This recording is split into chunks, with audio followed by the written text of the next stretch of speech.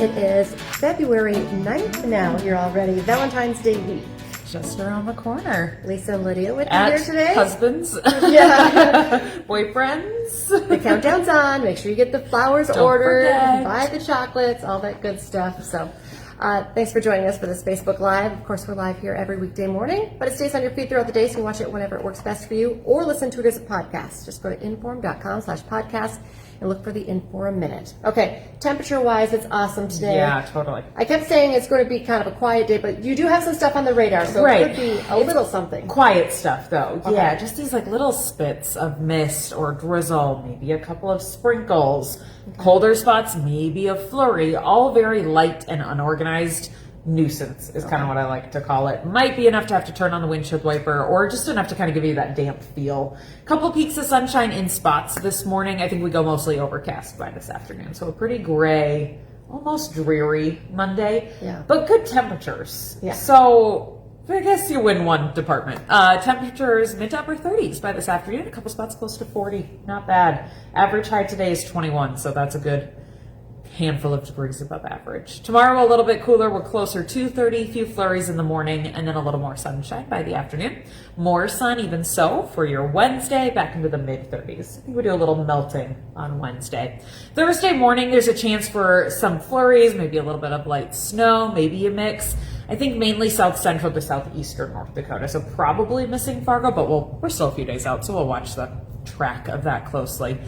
Maybe an inch for any sort of accumulation, that sort of thing. So it's not a big snow whatsoever, but that is how Giving Hearts Day starts on Thursday for some of us. The further north that you go, the less likely you are to see any snow. You'll have a cloudy to mostly cloudy sky for Thursday, and once again, temperatures in the 30s. That all starts to clear out, makes room for some sunshine on Friday, and highs near 40. Looks like a nice day. Probably some good melting happening periodically throughout the week, but especially on Friday. I would say that's how it's looking right now. My only concern when we have melting weather is that if you get a clear sky and a light wind overnight, you probably have to watch out for fog. So we'll keep you updated for any foggy mornings on First News throughout the week and into the weekend. Valentine's Day, mid to upper 30s, partly cloudy skies. Looks good for travel with the potential for fog, of course. Otherwise, the rest of the forecast is pretty quiet. Lots of 30s. I think by about the middle of next week, we start cooling back down and kind of lose this above average pattern. We'll be closer to the 20s. So not terrible. No, but no. We could be done with sub-zero stretches for the winter. I mean, you start getting to late February into March. It's harder to be that cold for an extended period of time. I'm not saying we won't go below zero, but like those extended stretches where we're like stuck below zero for days and days and days could be done. Oh gosh, I hope for that's the winter. the case. Sun angles getting stronger, less snow on the ground, all of those things work in our favor as we I like eventually that. get to spring. Okay, that's about it. Keep an eye on the storm tracker radar today, just watching for those few little spits of mist, drizzle, that sort of thing. Otherwise, a decent day. All right, thanks. Thank you, Lydia. Okay, now check out some of our news headlines this morning. After years of speculation, it's finally happening. North Dakota State is moving to FBS football, and we expect to learn more today. Athletic Director Matt Larson confirmed to WDAY the Bison will join the Mountain West Conference in 2026. It's a football-only move. Other sports will remain in the Summit League. This move puts NDSU into the highest level of college football. It's a big deal. NDSU will pay $17.5 million in fees to make the transition.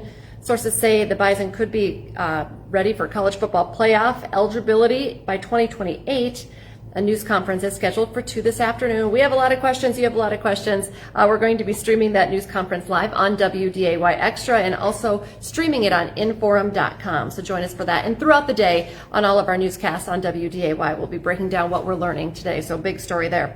And while the Bison celebrate off the field, former NDSU players are celebrating on football's biggest stage. Of course, we're the day after the Super Bowl. Gray Zabel and Jalen Sundell with the Seattle Seahawks are Super Bowl champions after that 29-13 win. So fun to watch the Pro Bison and now Super Bowl champs. There's also a leadership change today at NDSU. Interim President Rick Berg officially takes over, replacing David Cook, who is headed to lead Iowa State. In other news headlines, in Clay County, the woman charged with helping after a deadly drive-by shooting in Moorhead will be sentenced today. Abby Fredrickson pleaded guilty to helping her boyfriend, Jerome Thomas, leave the area after the shooting death of James Hamilton last April. Thomas has a settlement conference next month with a jury trial scheduled for March. National headlines: the search for Nancy Guthrie continues now into a second week. Investigators returned to her home over the weekend as they follow new leads. Her daughter posted a video saying the family is willing to pay for her safe return. The FBI says the investigation remains active, but no suspects have been identified. And in Washington, lawmakers are reviewing unredacted Jeffrey Epstein files at the Justice Department under strict security guidelines. At the same time, Congress is working to avoid a Department of Homeland Security shutdown with just days left before the deadline.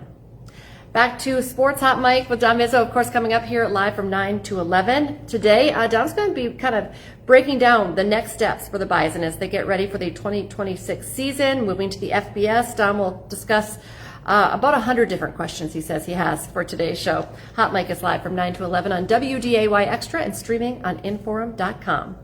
Remember to join us for our next newscast. We'll have more on the Bison and the FBS move coming up at 11, our hour-long newscast at 11 this morning.